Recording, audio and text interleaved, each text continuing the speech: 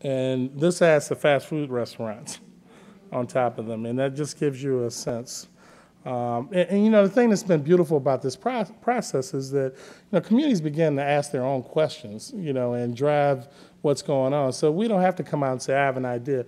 You know, you show the data, people come up with their own questions, and we can help answer those questions. This is some maps that we generated from some of our work that look at the distance to the nearest large grocery store.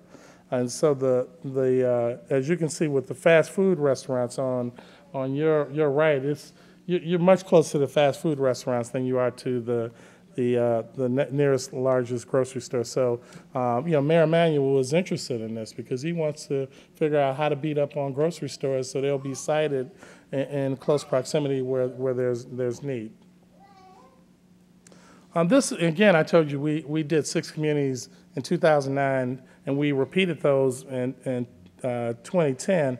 And this is the first time that we were able to look at a dynamic change from one year to the next in a number of different sectors. And so even just having this slide has been provocative. So that, you know, if you look at the industrial columns, somehow we lost 7 industrial sites from year to year. You know, so you have to dig deeper to figure out what happened there. But, you know, as you can see, there's a lot of things that have been lost at the same time things have been gained. And we've continually refined this because initially when we looked at this, we'd lost a lot of public services on the south side, and now it doesn't look that way once we refined our analysis. But it begins to give you a tool at which to look at what's coming and what's going in the communities that we have on the south side. You know, in preparation for our population-based study, we did what we call the recruitment and retention study because we want to know if we start the study, will there be a lot of people who leave the community? You know, what impact would that have on a study we might do? And one issue we're particularly interested in, and our community is particularly interested in, is about technology use. And one of the take-home lessons we've gotten from our initial studies is that the south side of Chicago is not immune from the digital divide. As you can see, you know, about 42% of people have a high-speed internet connection with a computer in their home. And you know, and even in terms of having ever used internet, the second bar from the bottom is just over 60%. So there are a lot of people who don't have access to high-speed internet. In fact, one of the things I told Rahm Emanuel is my number one ask of him is to help us get broadband on the south side of Chicago. I live on the south side, you know, and you know I have a threat of getting shot coming out of my house where I live, and you know if you look at the speed of the internet available in my home, in Dr. Eric Whitaker's home, it's 1.5 megabits per second. If you go downtown, it's 1,000 megabits per second. If you go on the north side, it's 100. So if I were to live somewhere else, you know, they'd have at least 100 times the access to broadband that I have, and that has very real implications for if I'm an entrepreneur and want to do business from my home, for example, which is the sort of vision of health we're talking about. Economic development is a part of health.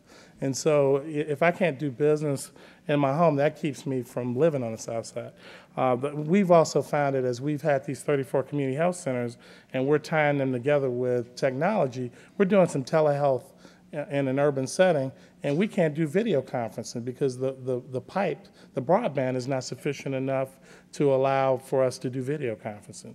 So our number one ask of the mayor was that we need broadband on the south side of Chicago. And you know, and again, our constituents are clamoring for it, and those of us who do work in health and other fields are clamoring for it also. This, you know, as we did this initial pass with the recruitment and retention study, we looked at internet use of those who report excellent, very good, and good health. And as you can see, if you use the internet less than daily, there's about 38% of people who report excellent, very good, and good health. So there's some tie with those who have more daily internet use than those that don't. And we've also found that with cell phone use, when you compare those with cell phones and landlines, those with only cell phones are 2.7 times more likely to report fair or poor health. And so risk of fair or poor health was elevated, but with no or less frequent text messaging, because we're going to really focus in on text messaging given the dearth of broadband on the South Side, and use text messaging in a lot of our health interventions. Now, I just want to give you a sense of where we're going with the asset mapping and some of the things we're doing. And this is, I don't know if you all are familiar with Open Table. You want to go to a restaurant and you get online and you can set an appointment. And what we're finding is that, there are a lot of assets on the South Side of Chicago that go unused, mainly because people don't know they exist. And so we're looking at how we might use a technology solution to improve that situation. And this is adapted from, this is a mock from opentable.com, where you might decide where in the city you're located and what you're looking for, and set up an appointment at the point of service. This particular mock-up is adapted from orbitz.com, that you again can figure out what service you need and when you might want an appointment. And what we're finding that services need people as much as people need services. As we begin to delve into some oral health in Woodlawn, a community right next to the University of Chicago, there are 35,000 dental visits that are unused by children in that community. 35,000. And why does that happen? We ended up determining it was because permission slips weren't delivered. And so we began thinking about, how might we use texting? How do you create a texting permission slip? But really only after seeing the data did the community members say, what do we do about this? And we ended up, really delving into the question. And so this brought us to this thinking that we have to better match those who need services with those who have services. In fact, I'm PI of a grant that we submitted to NIH for a community infrastructure proposal to develop something called the Chicago Health and Aging Services Exchange. Now, given the cutbacks in NIH, we were successful. We were 23 of 500 grant people who submitted proposals to get a grant, and we had asked for $1 million. They gave us 100,000, and so we're doing the intellectual work to develop this exchange, but we won't have the capital to build it out. And we're involving, as you can see to the right, all manner of people, including our business school, to look at how do you create a market where, an electronic market where you can match those who have services with those who need services. And this will be helpful for figuring out where there's an oversubscription of services. Perhaps the HIV clinic down the street that's overbuilt, that might be a place if you're a government agency or someone who's a philanthropist to invest money. Or if I'm a volunteer, I want to volunteer for something, that might be a place where my volunteer services might be more of use than another place. So we're in the midst of creating basically a market, an electronic marketplace called the Chicago Health and Aging Services Exchange. And so, as Tom mentioned, we've moved to the social media world, and we're available with a website as well as Twitter, Facebook. A lot of what I've been talking about falls under our basic science, the Southside Health and Vitality Studies.